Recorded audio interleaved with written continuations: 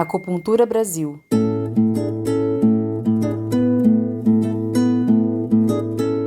Olá, esse é o Acupuntura Brasil, podcast sobre medicina chinesa. No episódio de hoje, você vai entender comigo a relação entre acupuntura e neurociência, e quem explica é o professor Rafael Vercelino.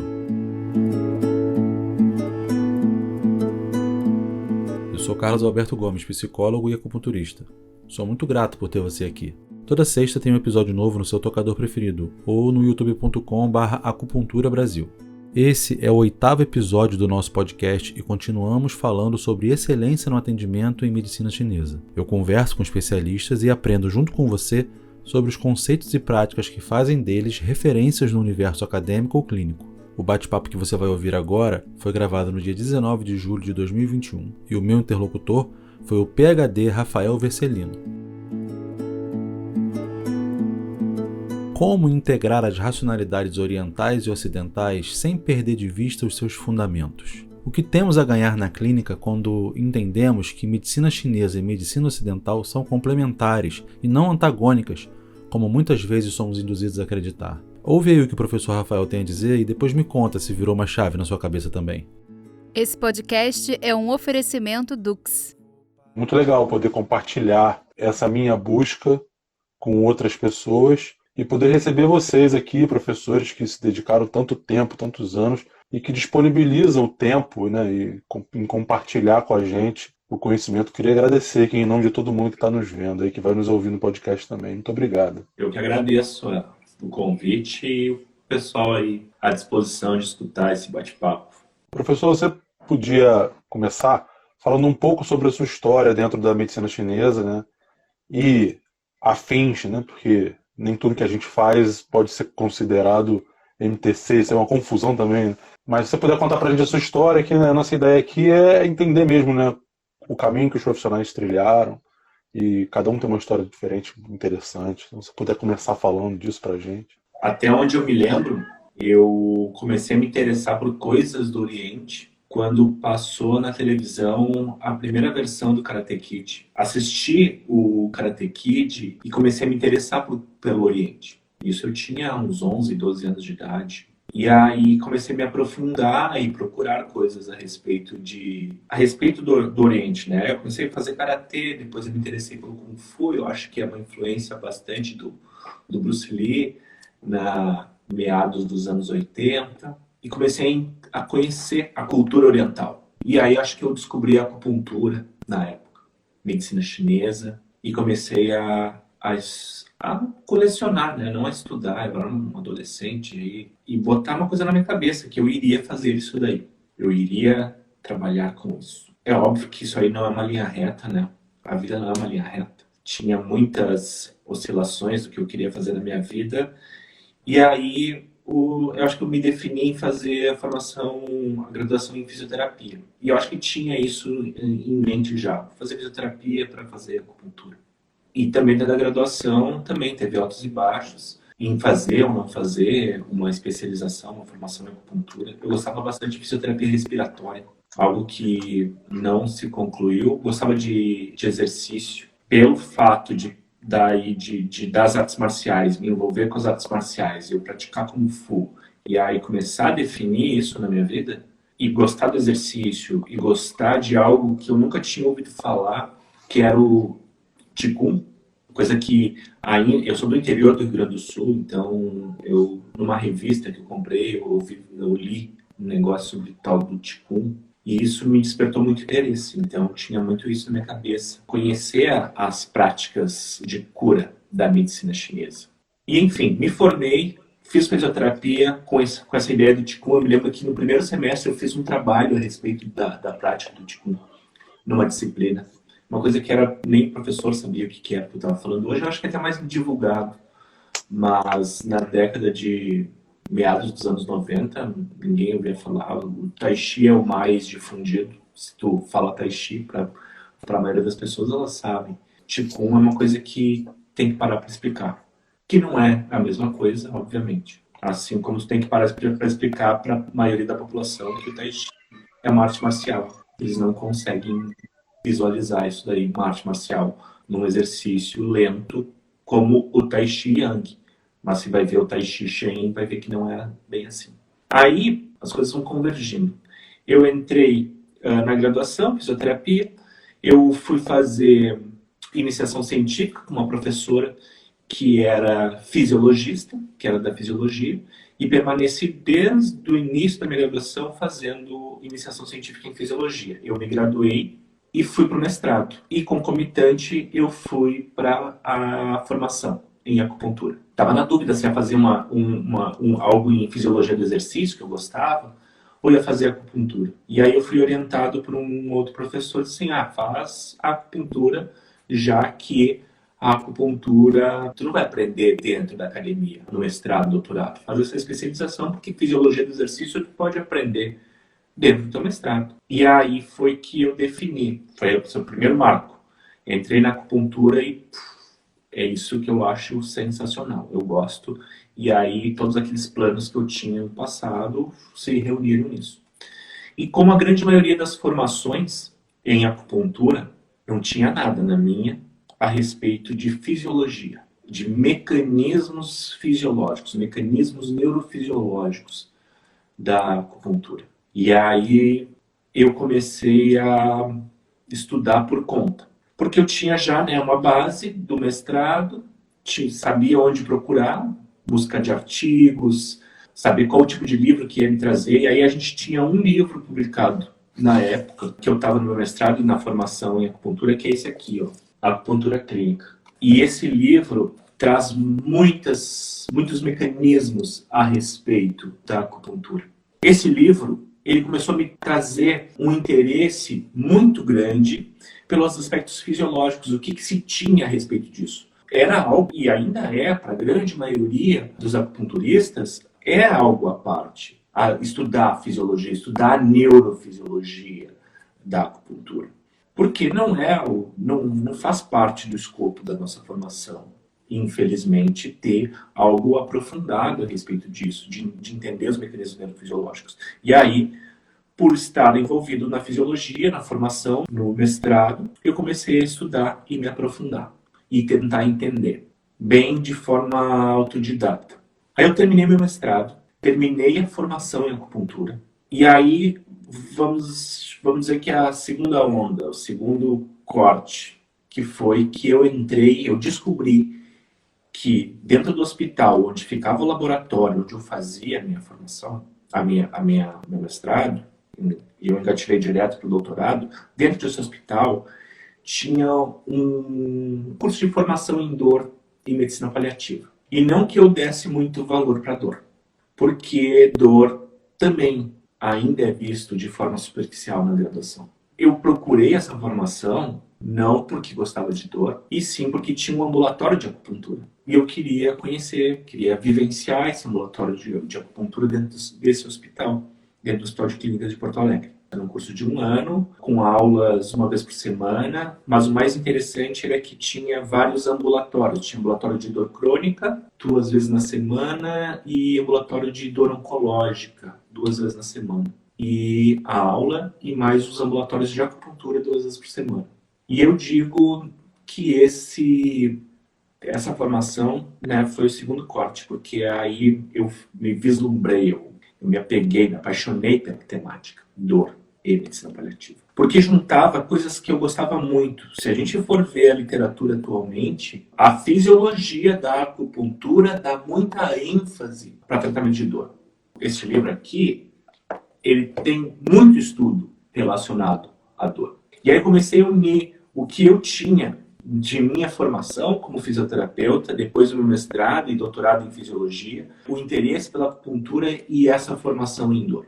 E isso convergiu de tal forma que como se fechasse algo que eu tinha de grande interesse. As minhas formações, elas estavam convergindo para isso.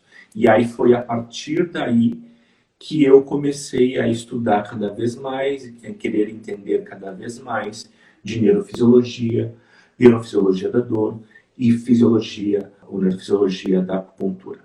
Um traçado que foi se construindo sem nenhum planejamento. Foi acontecendo gradualmente. As coisas foram aparecendo e elas foram se encaixando a ponto de de eu fechar e estacionar aí. É isso que eu gosto, é isso que eu quero fazer.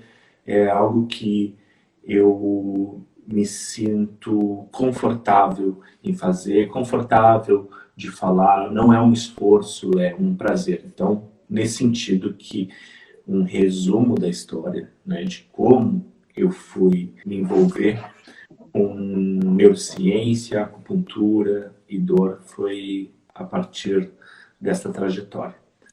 E não que eu deixe de lado a MTC, isso aqui é uma coisa que também tem que ficar bem claro, porque às vezes a pessoa acha, o Rafael gosta de fisiologia, neurofisiologia, e não gosta de medicina tradicional chinesa. Pelo contrário, eu sou também um apaixonado pela cultura oriental e todo o escopo teórico da medicina tradicional chinesa. Vou fazer uma pergunta, pensando naquela galera que está ouvindo a gente, está vendo a gente, que ainda não é acupunturista e que não é fisioterapeuta, né? Está tentando entender o tema. A sua história na acupuntura ela já nasce dentro de um berço, de um estudo sólido de fisiologia, que a própria formação de fisioterapia já dá, né? Alguma, comparando com a minha, por exemplo, eu sou psicólogo. Eu estudei muito pouco, né, disso tudo. Ao contrário da maioria das pessoas que eu conheço, você já entra na acupuntura com esse interesse em compreender com a linguagem da ciência, né, os processos, enfim, da medicina chinesa. Mas falando para uma pessoa um pouco mais leiga, como você definiria esse título que a gente colocou aqui, né, que é a neurociência da acupuntura? O que é exatamente isso? Explica para a gente, por favor. Quando a gente fala em neurociência da acupuntura, é tentar entender os mecanismos da acupuntura sob a ótica da ciência, sem invalidar o conhecimento tradicional, do meu ponto de vista. Tentar entender mecanismos. Quando se coloca uma agulha, que tipo de resposta iremos ter? Pode ter uma base de conhecimento em medicina tradicional chinesa que teu objetivo é ativar o DeQi inicialmente. Colocou a agulha, né, fez a manipulação e ativou o DeQi. Mas o que é o DeQi sobre uma ótica da neurociência? O que está acontecendo? Que tipo de resposta a gente vai ter? E além dessa primeira resposta do DeQi, o que mais vai ter? O que promove a regulação? Independente de comprovação ou não de canais e colaterais, do Qi como a medicina chinesa interpreta, o corpo é o mesmo. O corpo que se agulha, que se estimula, é o mesmo. E este corpo é composto, né, de inúmeras estruturas anatômicas que tem um sistema nervoso periférico, um sistema nervoso central, e que vai reagir aos estímulos externos. Frente a isso, então, a acupuntura ela é vista como um estímulo, o agulhamento é visto como um estímulo externo que tem o papel de provocar mudanças no sistema nervoso periférico e que repercutem no sistema nervoso central. E essa repercussão no sistema nervoso central vai promover mudanças no sistema como um todo. Quando a gente pensa em neurociência da acupuntura, a gente está pensando nisso. Não só o fato de, estimulou, faço o agulhamento, manipulo a agulha, ativo o DeQi. Isso é olhar superficialmente quando a gente pensa em mecanismos neurofisiológicos da acupuntura. Porque são inúmeros mecanismos que estão acontecendo. Isso que deve ser visto, isso que deve ser interpretado. Descobertas, inúmeras teorias que tentam mostrar os mecanismos envolvidos pelo estímulo da acupuntura. Assim como inúmeras pesquisas querendo mostrar também uma correlação entre o que a medicina chinesa mostra, o que a medicina chinesa previu, né? E até que ponto existe uma convergência de conhecimento. Os canais, a divisão entre, por exemplo, por onde esses canais estão passando e qual a correlação que tem. Função de acuponto, qual a correlação que tem com órgãos internos, ou não tem órgãos internos, ou só com tecido musculoesquelético. Função de acuponto, que é previsto dentro da medicina chinesa e que os chineses estavam certos nessa previsão. E que a ciência comprova essa observação tida por eles. Porque eles não tinham noção, em 1800, 1700, não tinham uma noção do sistema nervoso periférico, sistema nervoso central, você pode ter uma noção básica, mas não como a gente tem hoje. E essa noção era muito mais por uma influência, início de 1900, que era por uma influência ocidental que esteve na China e que não se levou muito adiante, não se desenvolveu. A acupuntura, ela não se desenvolveu dentro da China até década de 40, sob uma influência de pensamento ocidental. E mesmo assim, tem muitas coisas que eles observaram de função de acuponto que é extremamente relevante e que dialoga muito bem com a neurociência. Então são essas coisas que eu acho extremamente interessante, que a gente tem que valorizar. Tem que buscar esse tipo de conteúdo. Porque é importante o acupunturista, é importante que o acupunturista estude MTC, se aprofunde no MTC. Mas ele também não pode ser um radical e ignorar o conteúdo da ciência moderna. Assim como o contrário também é verdadeiro. Uma pessoa que gosta de acupuntura, ela tem que estudar MTC. Porque senão ela vai acabar sendo limitada a um pensamento de agulhamento seco, de estimular só ponto que tem dor, desativação de ponto gatilho. E, no entanto, se a gente pegar a mesma acupuntura sob uma ótica somente ocidental, ela é extremamente rica. No entanto, o que a gente tem que ver é que se a gente estudasse uma ótica de medicina chinesa e a ótica da ciência moderna, ela se torna algo extremamente rico e que pode auxiliar muitos pacientes e encontrar resultados mais efetivos, às vezes, de rápida resposta, quando a gente consegue integrar esses dois conhecimentos. Então, foi nesse caminho que eu tentei desvendar e descobrir como é que funciona, como é que eu posso chegar, como é que eu posso associar esses conhecimentos, como é que eu posso avaliar um paciente dentro dessa perspectiva, para não, às vezes, entrar numa abordagem muito tradicional e, às vezes, não conseguir a resposta que eu gostaria de ter imediata, na primeira sessão. Às vezes, se a gente seguir um caminho, às vezes, muito tradicional, que é o que aconteceu na minha formação, e aí eu não obtinha o resultado. Não estava obtendo o resultado. E eu comecei a abordar, fazer um outro raciocínio, um raciocínio integrado, e ver se eu seguir por esse lado, eu estou conseguindo mais respostas mais rápidas. E foi nisso daí que eu acabei me aprofundando e me apaixonando por tentar associar ambas as abordagens. Eu vou fazer uma outra provocação, mas dentro dessa linha, que é exatamente o meu próximo ponto aqui. A gente está falando de excelência no atendimento, né, em MTC. Essa é o título da série de episódios que eu estou fazendo. E aí, assim, estou entrevistando, conversando com profissionais que são especialistas ou têm uma história, né, com acupuntura de sucesso, enfim. Não é bem um sucesso do mercado, não é nada disso, né? É a ideia de transformar aquele atendimento numa coisa ótima, excelente. Se você tem pouca prática e pouco estudo, você não tem resultado, como você falou. Eu sou acupunturista há mais ou menos 4 anos. O resultado que eu tenho hoje é totalmente diferente do que eu tinha no início. E a gente ouvia isso dos professores, né? O curso vai te dar uma base, mas você vai ter que estudar para o resto da sua vida, se você quiser evoluir. Exatamente. Dentro do que você está falando, né, de ter esse olhar da ciência, da nossa ciência aqui ocidental, integrada a todo esse olhar da MTC, eu queria te provocar aqui para você contar para a gente possíveis viradas de chave na sua prática clínica. Como que essas ferramentas da medicina chinesa, aliadas ao raciocínio também ocidental, te transformam num terapeuta melhor, sabe? Acho que esse que é o principal ganho assim, que a gente tem aqui quando entrevista vocês que têm mais experiência, né? Como é que aconteceu para você essas viradas de chave, né? E, óbvio, para mim vai ser diferente, né? Cada um vai ser diferente, mas ouvir a história de quem já está na frente é muito interessante. Vamos pensar assim, dentro dos mecanismos da acupuntura, a gente tem respostas locais, a gente tem respostas segmentares e a gente tem respostas centrais.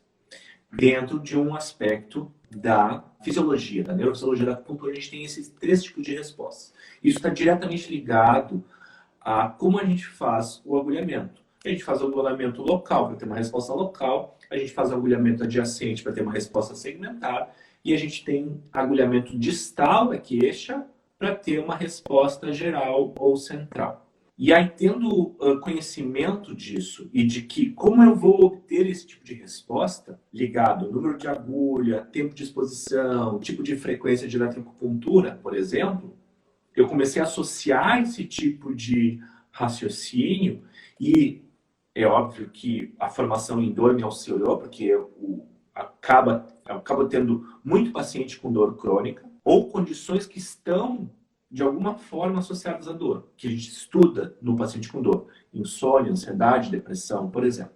Aí, identificando esse quadro no paciente, eu consigo definir exatamente o que eu vou fazer com esse paciente. Por exemplo, se o paciente vai se beneficiar muito mais do que com um agulhamento local e exclusivamente local, ou associado local e segmentar, ou um tipo de paciente que eu só vou fazer o agulhamento distal. E aí, por exemplo, mesmo que o paciente que venha com dor, uma dor já crônica, mais de 3 meses, com desconforto, às vezes não está dormindo bem, com algumas características de ansiedade, por exemplo. Esse conhecimento faz eu ter uma tomada de decisão de que, digamos que esse paciente tenha uma dor lombar, por exemplo, né? Um paciente fictício com dor lombar, com mais de 3 meses, com ansiedade e insônia. Então, dentro desse conhecimento, a minha tomada de decisão para este paciente, já nas primeiras sessões, não é fazer agulhamento local, porque eu prefiro limpar esse quadro e fazer o agulhamento distal, que vai ter uma resposta. Um agulhamento distal que vai ter uma resposta em nível central ou geral, e onde eu posso melhorar o quadro de ansiedade, melhorar o quadro de insônia. E aí, quando se resolve isso, a gente pode ver exatamente qual é o resquício de dor que esse paciente tem. E aí, ver o quanto essa dor que ele sente está vinculada, e sempre vai estar vinculada, a critérios, aspectos emocionais, limpando esses aspectos emocionais, né? Amenizando essa ansiedade, regularizando o sono, ele tendo um sono restaurador, eu vou ver o quanto que realmente tem de dor. E não foram poucas vezes em que eu observei que estes pacientes, mesmo fazendo agulhamento distal, o paciente tinha um alívio significativo da dor, sem precisar agir naquela região de dor. Então, estes conhecimentos me levaram a fazer esse tipo de abordagem, a ter essa tomada de decisão. Diferente, às vezes, de um paciente que chega mais agudizado, há 3 semanas está com dor, há 1 mês está com dor, não consegue fazer tal exercício, não consegue executar tal atividade, é um esportista, é uma pessoa que não tem alteração de sono, não tem ansiedade, apenas tem uma fraqueza muscular, um tipo de compensação musculoesquelética, por exemplo. E aí eu vou diretamente para o local. Eu não preciso fazer nem segmentar, porque o efeito segmentar tem a proposta de somar ao efeito local. E aí eu vou ali, agulho, faço uma eletroacupuntura local e eu consigo observar nesse tipo de paciente que a resposta ela é extremamente eficaz. É tão eficaz que em 1 e 2 sessões ele já alcança o que ele estava desejando, que era uma melhora de força, uma melhora do gesto esportivo. E esse tipo de quadro que eu estou te falando, ele é comumente observado nesse tipo de paciente, aquele que vem, que percebeu uma perda de força decorrente de uma lesão, né, uma distensão ou uma lesão de esforço repetitivo, e aí se consegue regularizar isso às vezes em 1 ou 2 sessões e o paciente já relata. Às vezes relata na primeira sessão que já está bem, que já aquele gesto que ele fazia não dói, que isso perpetua. Então, está dentro do escopo da medicina chinesa, da acupuntura chinesa, da acupuntura japonesa, fazer o agulhamento local e observar as respostas locais, né, de regulação, de alívio de dor, alívio de algum sintoma que ele tenha queixa. Às vezes eu não preciso partir especificamente para um diagnóstico de medicina tradicional chinesa, seguir toda uma avaliação extensa, que leva às vezes 1 hora inteira de uma sessão, 1 hora e meia, mais ou 2 horas, avaliando quando um paciente ele só tem uma distensão, só tem um desconforto decorrente de uma lesão.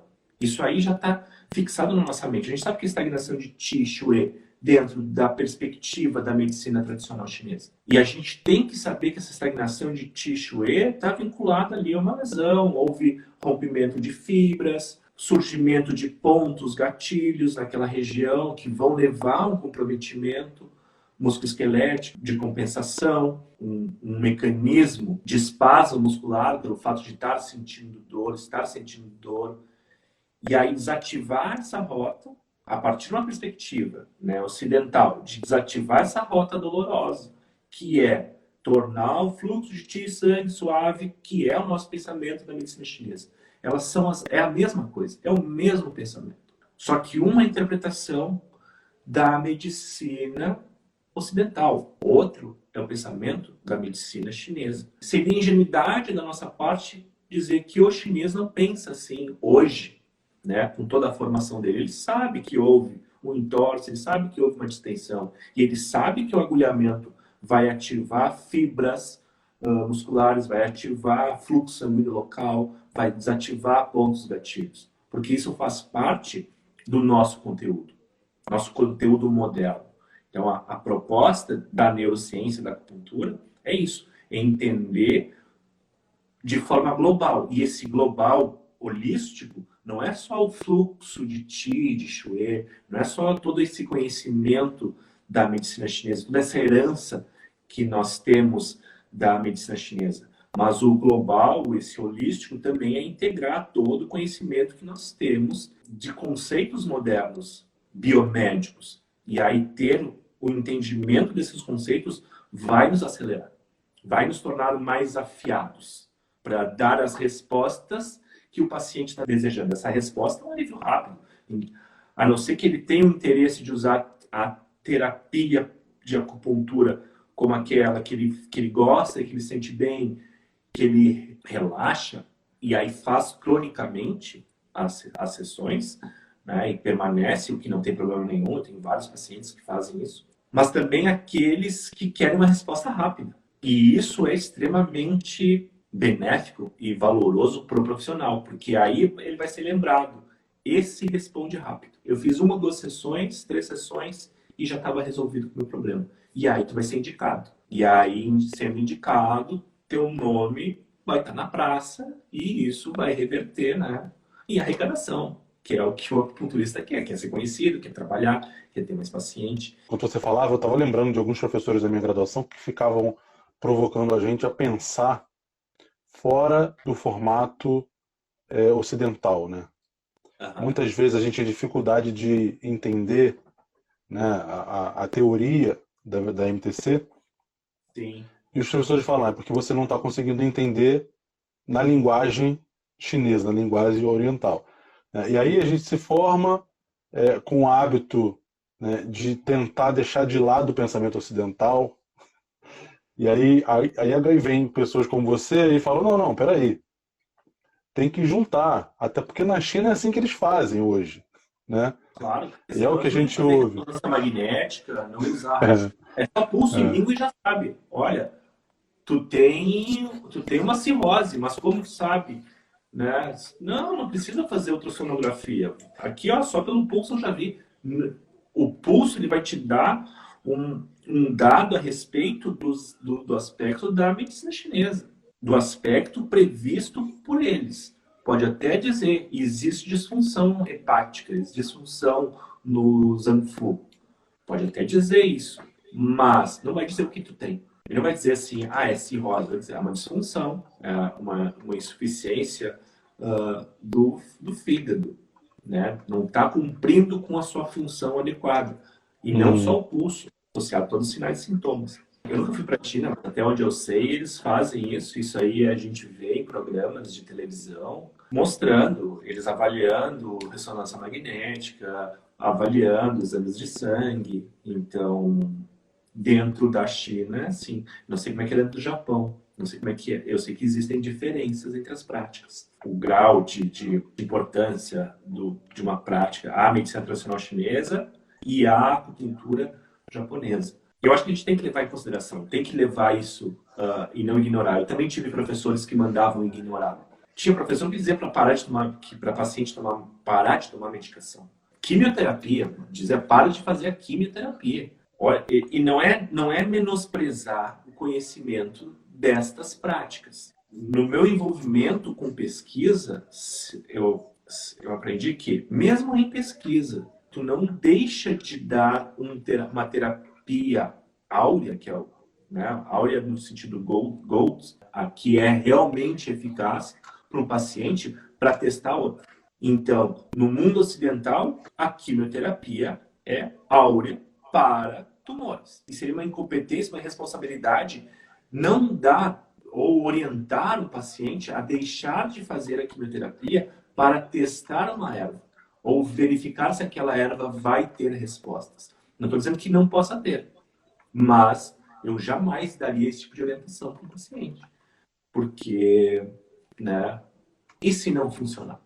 Porque não existe isso, a gente está trabalhando com o sistema biológico, não é matemática, não é 1 mais 1 igual a 2. Pode não responder. E aí, se não responder? Assim como a quimioterapia pode não responder. Assim como uma cirurgia pode não responder. Não é uma ciência exata. Então, é extremamente complicado essa situação. E uma outra coisa, Carlos, eu comecei a mudar esse meu pensamento em relação a essas práticas, a abordagem da acupuntura, quando eu fiz a formação em dor. Quando eu vi que era possível entender o paciente, dentro desse ambulatório, dentro dos ambulatórios de dor, eu aprendi a respeito de como era ofertada a medicação, quais eram as medicações para os pacientes de dor, e verificava assim, que além dessa medicação, a acupuntura também poderia alcançar bons efeitos a ponto de poder, para a dor, poder reduzir a necessidade. E a gente encontra um monte de trabalho falando disso, principalmente analgésicos, opioides. O paciente que faz acupuntura pode reduzir a necessidade de fármacos opioides. Então, isso pode ser para qualquer outra condição. O paciente tem uma gastrite, precisa usar lá inibidor de bomba de prótons diariamente, toda vez que come algo. A acupuntura pode resolver isso, pode reduzir a necessidade disso. O paciente precisa tomar remédio para dormir. A acupuntura pode reduzir essa necessidade. Muita gente ainda chama a acupuntura de alternativa. E isso me deixa desconfortável, porque a acupuntura deixou de ser uma prática alternativa no momento em que profissionais graduados na área de saúde, treinados na ciência convencional, começam a utilizar a acupuntura, ela se torna complementar e integrativa. Então, quando a gente fala de práticas integrativas e complementares em saúde, nós estamos falando de uma técnica que não é mais alternativa. A alternativa era quando não havia diálogo entre a ciência moderna e essas práticas. Não só da acupuntura, como da yoga, da meditação, da homeopatia, de outras práticas. No momento em que há um diálogo, elas são integrativas ou são complementares. Então, é uma coisa que é cringe falar alternativa. Falar que a acupuntura é alternativa. Ela é complementar e integrativa, cara, porque no momento que diz assim, o paciente não está alcançando a analgesia adequada com tal medicação, para que dar mais medicação se de repente a gente pode tentar com a acupuntura? Ou então o paciente que toma um monte de quimioterapia lá e para controlar náusea e vômito, para que dar mais uma medicação para controlar náusea e vômito, se a gente pode fazer esse controle com a acupuntura? Então, isso é o complementar integrativo. Então, quando eu falo disso aí, a neurociência, tudo isso está envolvendo a neurociência, porque, na verdade, uma coisa é explicar os mecanismos a partir de um ponto de vista neurofisiológico e entender também como é que ela atua nesta ótica, integrativa e complementar. Senão tu vibra no alternativo. Ou é um ou é outro. Não é só porque agora a Pix tá na moda, surgiu, a política, o governo apoia ou apoiava. Pix é acupuntura e eu sou só medicina chinesa. Não. Daí, se eu pensar só medicina chinesa, eu estou pensando alternativo. Porque a alternativa, ou eu sou de um lado, ou eu sou de outro. Porque é alternativas. Né? 1, 2, 3. Qual alternativa tu vai escolher? No momento que eu sou integrativo e complementar, eu estou escolhendo ambas.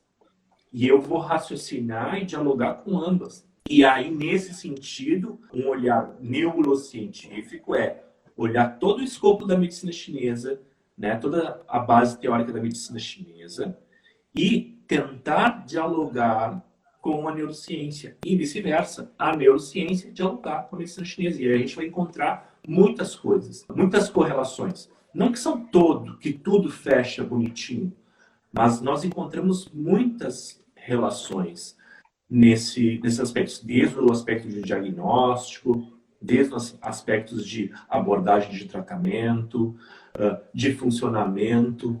Tudo isso tem um porquê. E tudo isso tem um porquê porque é o mesmo ser humano que foi observado, tanto pela ciência moderna quanto pela medicina chinesa. É o mesmo ser humano.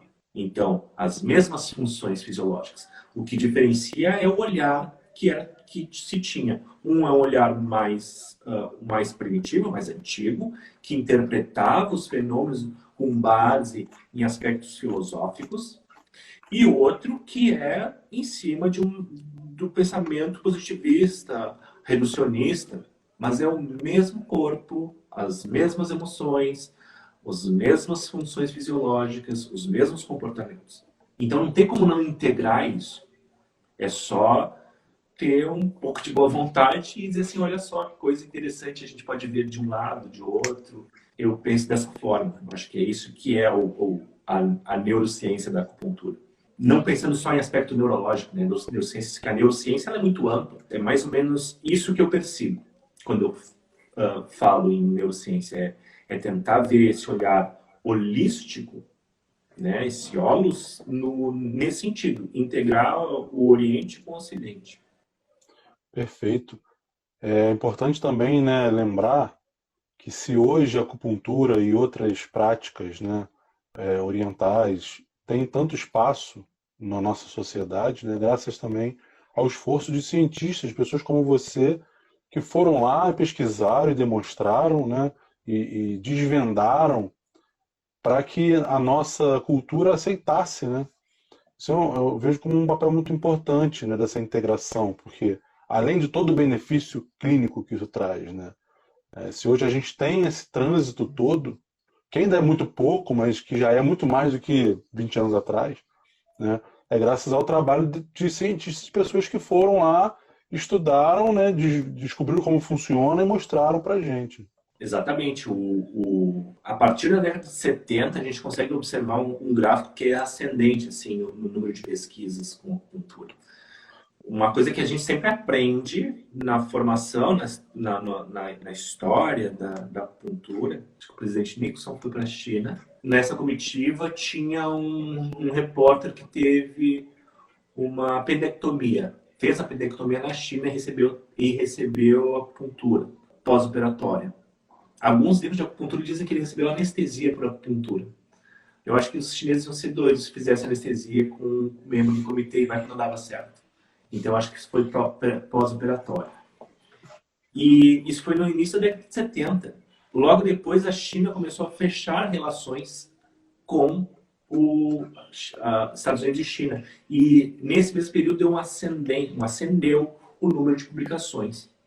Então, eu acho que tem muito a ver com isso. A acupuntura ficou famosa porque o James Heston, ele publicou, ele é do New York Times, ele fez uma publicação, foi publicando tudo que ele viu lá na China.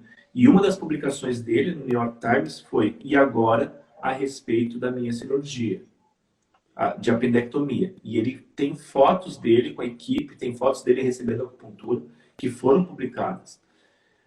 E isso acho que despertou o interesse da comunidade, de uma forma geral, médica, científica e da população em geral. E aí começou a crescer o número de publicações. E aí a China já estava num caminho para desvendar os mecanismos também. Vários pesquisadores no Ocidente e no Oriente China, Japão, Estados Unidos, alguns da Europa, caminharam para tentar entender esses mecanismos. E aí que chegou a ideia de que tem um mecanismo de opioide, só que falar que a acupuntura é só de mecanismo opioide é superficial, porque tem muito mais do que isso. Tem muito mais do que só um efeito de inibitório de dor. Tem um mecanismo central que ativa áreas, desativa outras áreas, que dão respostas fisiológicas para reorganização da homeostase, né, orgânica, né, de órgãos e vísceras, para melhorar sono, para reduzir a ansiedade, aliviar a depressão, melhorar raciocínio. Tem estudos sugerindo melhora cognitiva pela acupuntura, né? Não é só a redução de pressão arterial ou cura de uma gastrite, mas melhora de atenção, acupuntura sendo indicada, não que vai ser o tratamento principal, mas auxiliar lá em pacientes com surto esquizofrênico ou que está com alguma disfunção que não é comum a gente encontrar aqui, mas na China fazem. Tudo isso tem uma base fisiológica, neurofisiológica. Né? A potência mundial, ela não ia deixar exclusivamente sobre esse paradigma teórico de MTC se não tivesse fundamento neurofisiológico para indicar, né, essas terapias.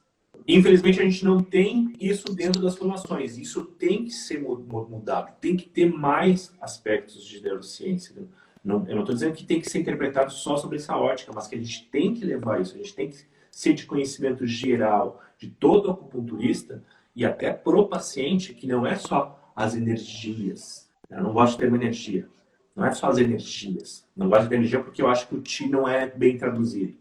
O termo Qi não é o mais adequado. Não, energia não quer dizer Qi. É muito mais do que isso. Essas transformações que essa entidade, esse termo Qi, quer dizer muito mais do que a combustão elétrica ou algo do gênero, ou combustão, eletricidade. É muito mais amplo. É algo que talvez a gente não consiga traduzir ainda com palavras, não consegue trazer para o Ocidente um termo adequado. O Fábio já está querendo botar pilha aí, ó. Eu vou fugir das tretas porque a gente não dorme hoje. Vou tentar conciliar aqui. A treta da energia, a treta do baço pâncreas, a treta da circulação de sexualidade. Essa é boa demais, né? Queria fazer uma última pergunta. Existe um pouco de preconceito assim, da comunidade de acupunturistas. Não sei se eu estou também mensurando mal, mas quando a gente fala de neurociência, de ciência, visão ocidental, isso às vezes cai mal. Assim. A pessoa fala, não, isso aí não é medicina chinesa, a medicina chinesa é tradicional. Só que é um erro em si pensar que a medicina chinesa é só tradicional, porque a medicina chinesa está em evolução, e muito. Né? Para citar dois exemplos simples, os microsistemas, a aurículo, né, o microsistema da orelha e o microsistema do crânio são coisas de menos de 100 anos. Não tem nada de milenar nisso. A aurículo, ela foi desenvolvida como a gente conhece hoje depois da instalação do governo comunista. A crânio, da mesma forma, depois do governo comunista. E tem mais de uma crânio. E a crânio que leva em consideração as áreas corticais, né, os lobos corticais, isso aí é moderno. Então, a pessoa não pode pensar assim, não, a medicina chinesa, em primeiro lugar, a medicina chinesa tem mais de 4.000 anos. Certo. A medicina ocidental também tem mais de 4.000 anos. A medicina chinesa não é... A medicina chinesa que nós conhecemos tem menos de 100 anos. Porque foi uma elaboração, foi uma lapidação. E a partir daí começou a se desenvolver, e o escopo teórico que é ensinado, isso aí pode ser um pouco engessado, mas está sempre surgindo coisas novas, sempre adicionando, não as terminologias, isso não vai mudar, mas abordagens terapêuticas, né?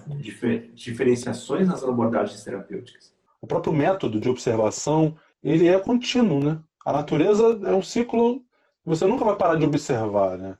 Mas emendando esse raciocínio na minha pergunta, é interessante que você não saia daqui sem falar isso. Como é que você aplica, porque você é professor, né? Você tem cursos, enfim. Como é que você aplica isso na didática do ensino para que a gente que foi formado com esses cursos de acupuntura aqui, que são rasos na maioria dos assuntos, como é que você insere essa questão da neurociência no aprendizado, né, nessas cabeças duras que a gente tem quando é formado aqui? E aí, queria aproveitar para te convidar a falar também do seu curso, para quem está, né, nos vendo e vai nos ouvir, entender que existe esse caminho aí, como é que você pode facilitar isso para a gente. Eu sou professor de introdução à acupuntura, né? Falo de história. Sou professor de canais colaterais.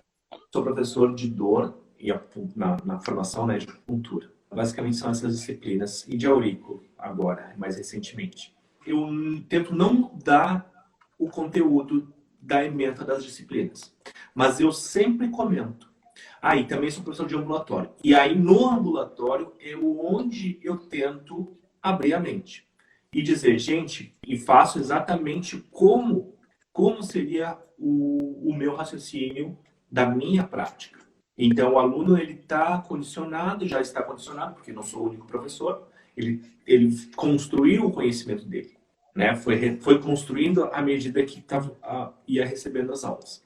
E aí, quando aparece uma determinada condição, diz assim, como é que nós vamos raciocinar neste paciente?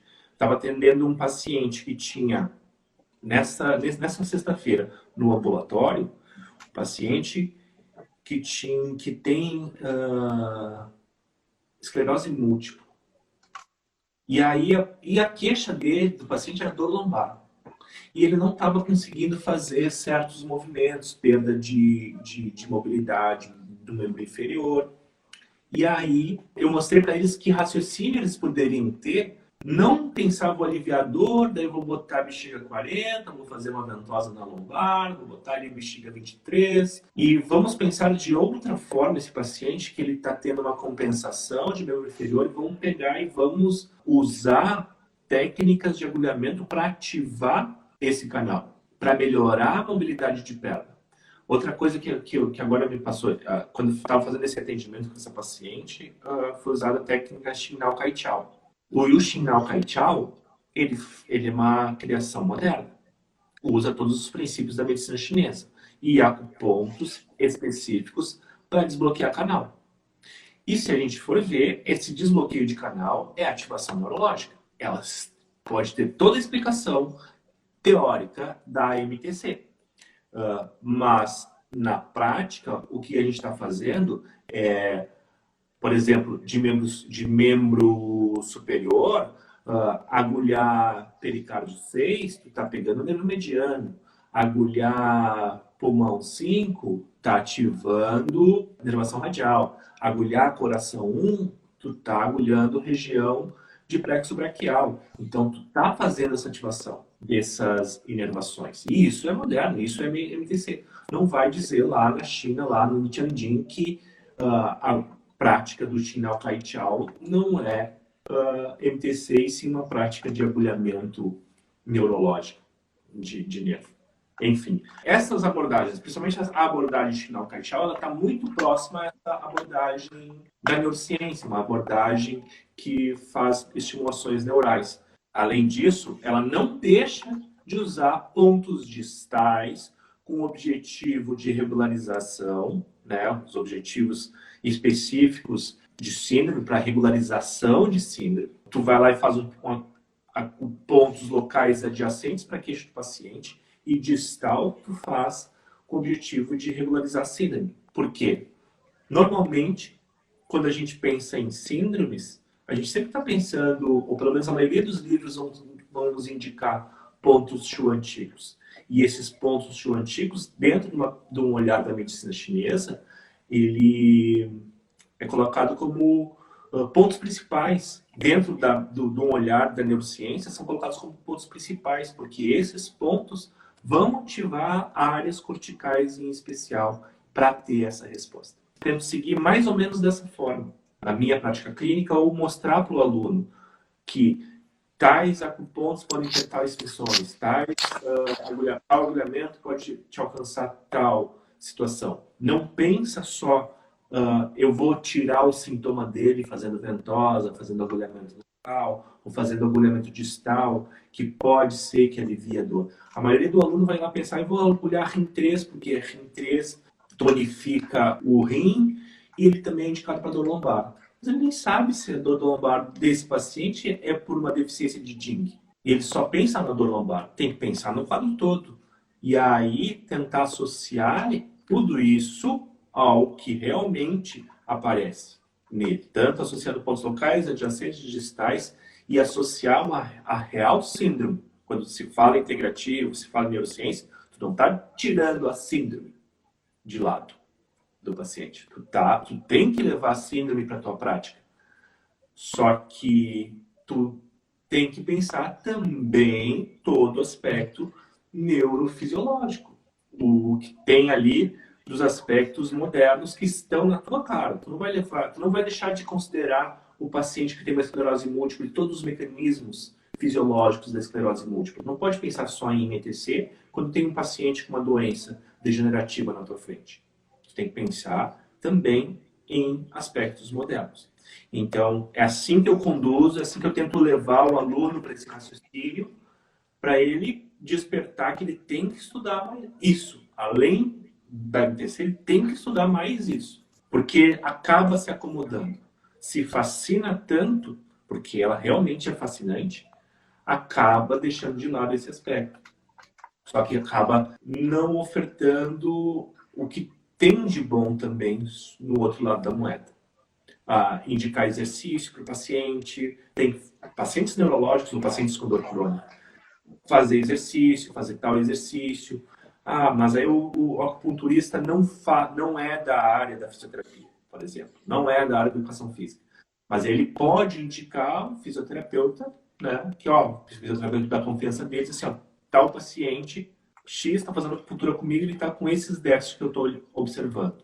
E aí, dessa forma, né, caminha para o melhor. Né? Não é à toa que tem Qigong dentro da medicina chinesa. É porque o exercício ele é benéfico. Ele vai ajudar. E a outra parte da pergunta é sobre os meus cursos. Né? Eu tenho um curso de neurociência da acupuntura que eu abordo todos esses aspectos.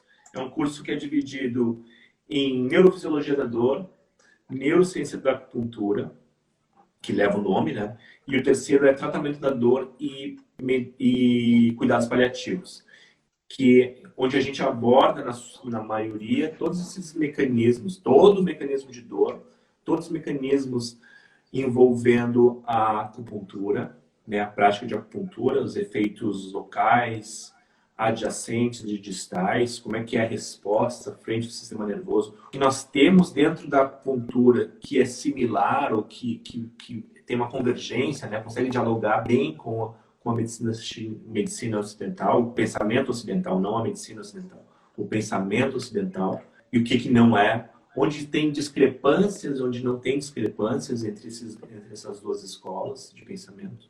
Eu falo nessas diferentes abordagens sem invalidar nenhuma delas, tentando achar pontos em comum. Queria te agradecer aqui, Rafael, pela aula, né, e pela conversa. Acho que foi missão cumprida, né? Acho que a gente conseguiu dar um bom panorama, né, do que é a neurociência da acupuntura aqui. Para quem se interessar também, buscar estudar mais. E para quem está se formando aí como terapeuta, é mais uma experiência, né, mais uma informação importante e um caminho também para seguir, né? Muito obrigado aí, valeu mesmo. Eu que te agradeço, Carlos. É uma satisfação. Eu também sempre me coloco à disposição de ti ou de qualquer pessoa aí que estiver nos assistindo. Podem ficar à vontade, me escrever, tirar dúvidas. Para mim é sempre uma satisfação, um prazer poder ajudar alunos, estudantes, profissionais da acupuntura. É algo que me motiva muito. Eu acho que é uma vocação. Gosto. Se eu não tenho a resposta, eu vou atrás. Então, te agradeço muito aí essa oportunidade de ter esse bate-papo contigo. Parabéns pelo canal, parabéns pelo trabalho que está fazendo, que isso aí só tende a crescer a acupuntura no país. Muito obrigado pela presença de todos. Agradeço muito aí quem acompanhou e compartilhou, divulgou. Um abraço a todo mundo, especial para você, professor. Estamos Um nas abraço, ordens. Carlos. Obrigado pela audiência de todos aí. Tchau, tchau. Valeu, cara. Tchau.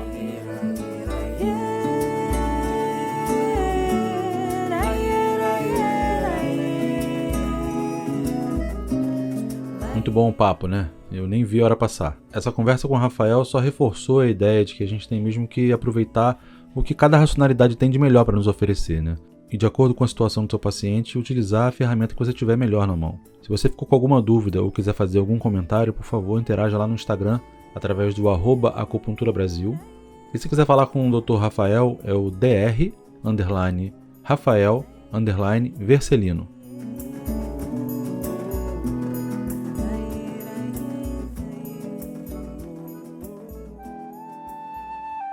Não pense que acabou. A seguir, 1 minuto do pensamento chinês antigo com o professor José Bezerril.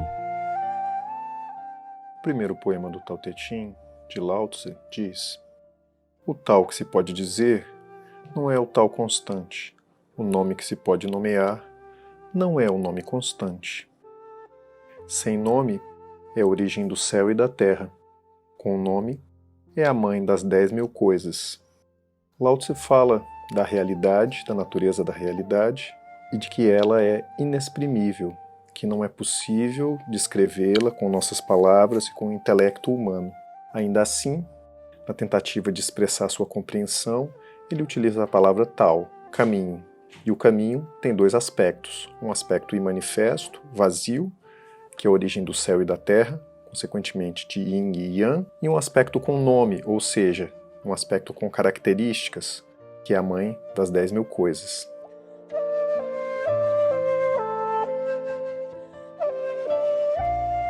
O Acupuntura Brasil é um podcast semanal e você pode ouvi-lo no seu tocador preferido, Google, iTunes, Spotify ou no youtube.com/acupunturabrasil.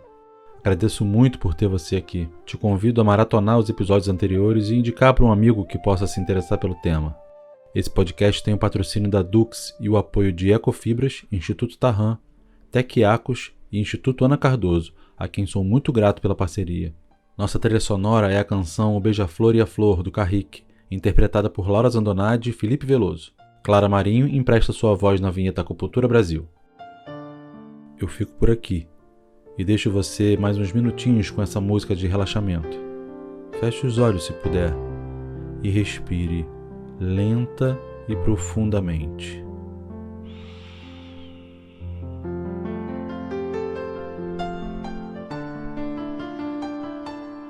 Mais uma vez.